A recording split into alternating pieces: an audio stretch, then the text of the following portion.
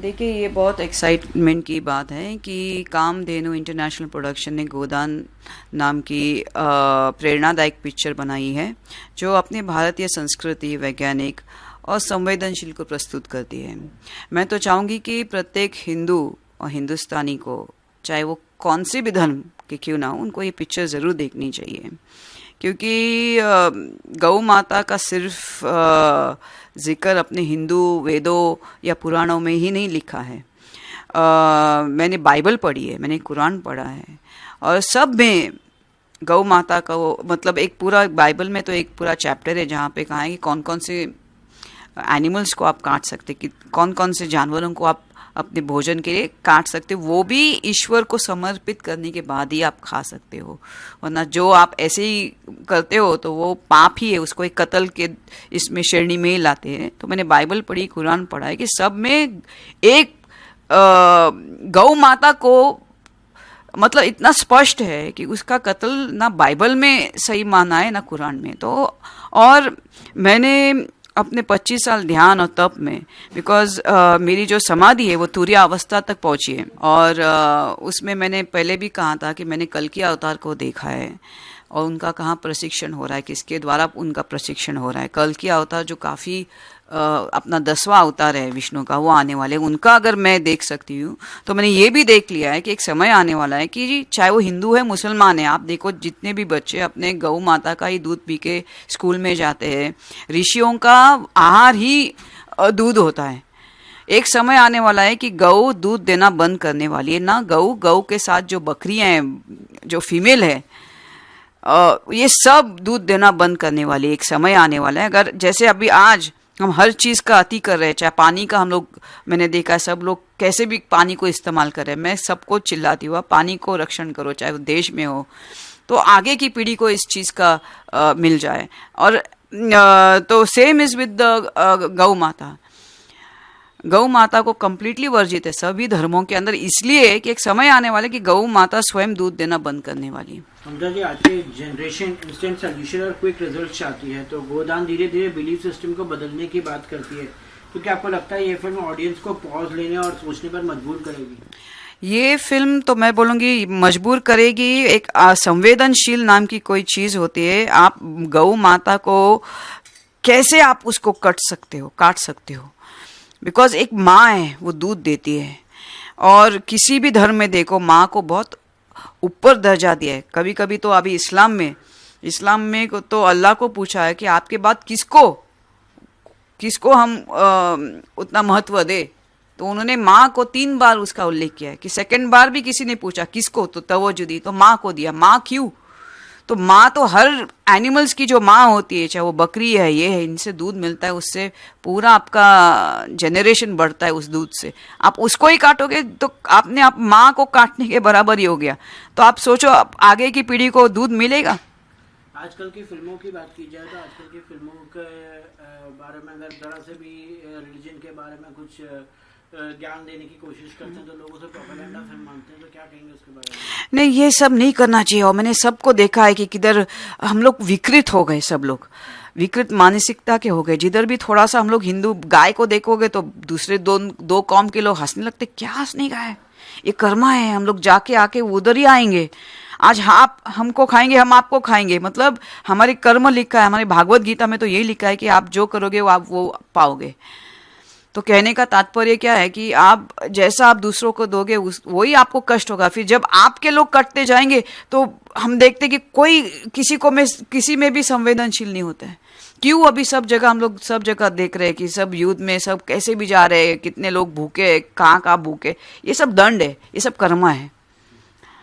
Ma'am, finally गोदान एक film है जो सवाल उठाती है और जवाब थोपती नहीं है, तो आपके ऑडियंस की तरफ से क्या कन्वर्सेशन की उम्मीद करते हैं जब वो थिएटर से बाहर निकलेंगे? तो मुझे लगता है और संवेदनशील आदमी हो जाएगा, 10 बार सोचेगा कि आप क्या गौ माता को बिल्कुल भी हानि नहीं पहुंचानी चाहिए। अगर आप चाहते हो कि कुछ और बरस वो रहे अपने साथ, और उसका दूध, हम बच्चे हैं चाहे सब है, चाय तो हम दूध के बिना सोच ही नहीं सकते।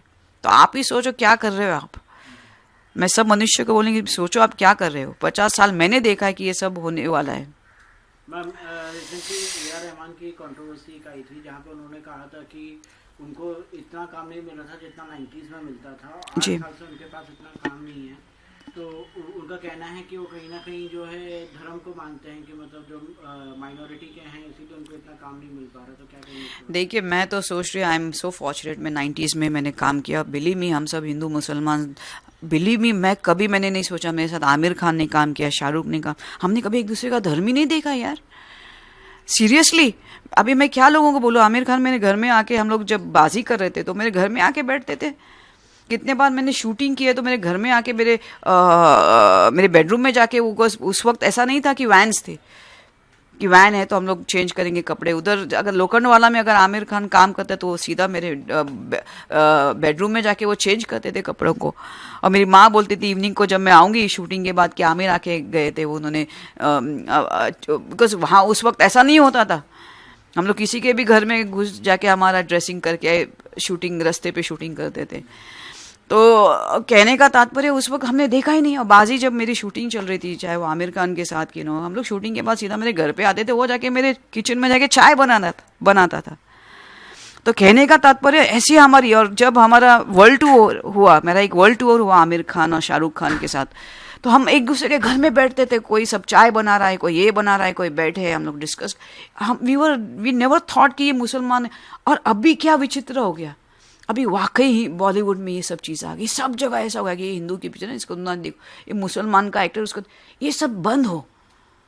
कलाकार कलाकार होता है, ये सब में भेदभाव मत लेके। और जैसे आप बोलते हैं यार रहमान काम नहीं, हर चीज़ की उम्र होती है। अभी शायद आपकी म्यूजिक उस टाइप की नहीं है, आ जाओ तुम भी रैम्बा सैम्बा जोम्बा करके, आपको मिल जाएगा।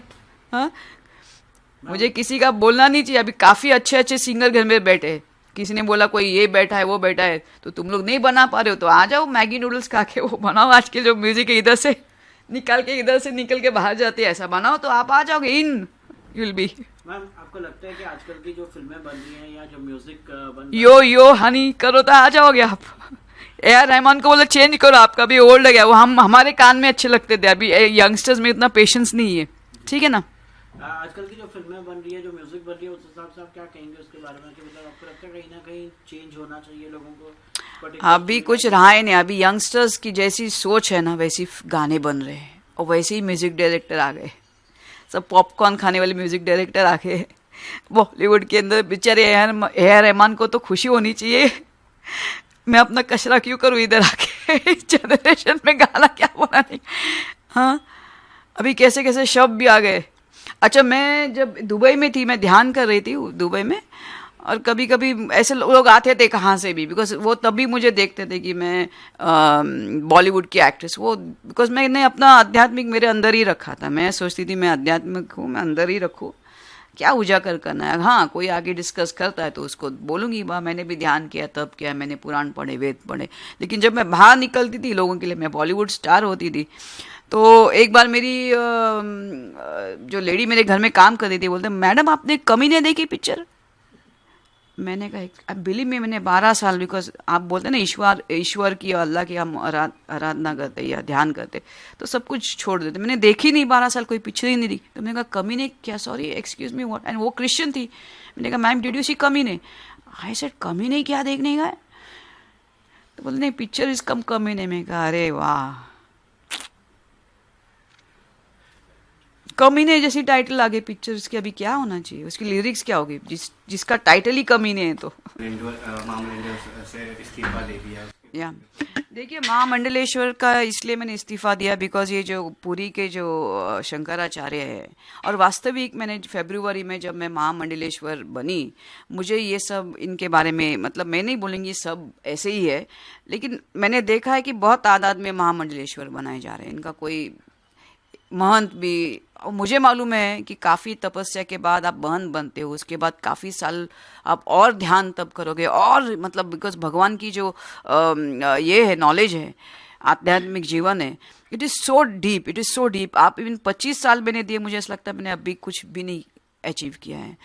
तो इतना जाना है। उसके बाद जो मैंने पढ़ा है शास्त्र के अंदर कि काफ़ी आपको ध्यान तप, आपके अंदर कुंडलिनी शक्ति आपकी जागृत होनी चाहिए, आत्मज्ञान होना चाहिए, उसके बाद आप महंत बनते हो। महंत के बाद काफ़ी साल आप ध्यान तप करो तो आप महामंडलेश्वर होते हो। तो ये तो फटाफट 2 दिन में 10 मंडलेश्वर है। जैसे अभी ये पुरी के जो शंकराचार्य हैं उन्होंने कहा कि 100 के हिसाब से तो जगत गुरु बनते हैं रोज दिन के अंदर, और 10-10 तो शंकराचार्य फेक घूम रहे। तो अगर फेक से ही आपका सब चल रहा है धर्म, तो अच्छे लोगों की ज़रूरत क्या, सही लोगों की क्या ज़रूरत है। और मैं नहीं बोल रही कि मैं त्याग दे रही हूँ, मतलब मैंने सब कुछ छोड़ दिया। जब भी मैं जाऊंगी, बिकॉज ये जो वस्त्र है मैं घर में पहनती थी 25 साल, बस बाहर में अपने सर्वसाधारण जो लिबास है कि जैसे बाकी लोग जाते हैं वैसे मैं जाती थी। लेकिन एक है कि मेरा धर्म का प्रसार ऐसा ही चलता रहेगा। जो मुझे अगर धार्मिक के लिए बुलाएगा मैं ऐसे ही निकलूंगी।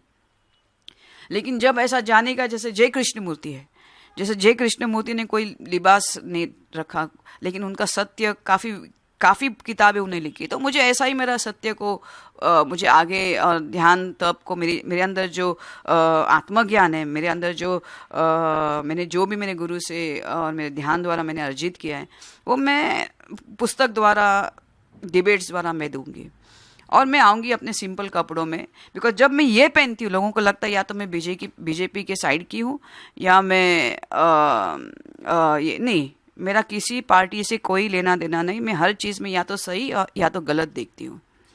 फिर चाहे मुसलमान के बारे में कोई गलत बोलो और वो सही है तो मैं बोलूँगी तुम गलत हो, ऐसा कुछ नहीं। अभी मुझे कुछ समय कुछ लोगों ने प्रॉफिट मोहम्मद के बारे में, पीस बी अपॉन हिम, उनके बारे में मैंने कुरान में पढ़ा है। लोग कुछ भी बकवास करते हैं उनके बारे में, आप कुरान तो पढ़ो। और हमारी औकात नहीं है प्रॉफिट मोहम्मद या ऐसे किसी ये तो भगवान के भेजे हुए दूत है, इनके बारे में जिक्र ही मत करो हास्य विनोद से। हम उनके लायक ही नहीं है, ठीक है ना। लास्टली आप 90s में बहुत आपने काम किया, सुपरस्टार रह चुकी थी जी। और आज की बॉलीवुड को आप किस तरह से देखती हैं और क्या कोई मूवी अभी देखना आप पसंद करती हैं? हाँ, जैसे मैंने बोला, मैंने अभी एक ये पिक्चर, मैं काफ़ी पिक्चर देखती नहीं, साल में अगर कोई बहुत अच्छी, जैसे मुझे लगता है कि स्पिरिचुअल हो या कोई कैरेक्टर के ऊपर हो तो मैं ज़रूर देखती हूँ। जैसे ये छावा पिक्चर है, मैंने देख ली संभाजी के ऊपर, और काफ़ी नज़दीक से उन्होंने शूटिंग किया है, काफ़ी उसके अंदर तत्व है और अच्छी लगी पिक्चर। ऐसी पिक्चर मैं देखती हूँ। जय भवानी, जय भवानी।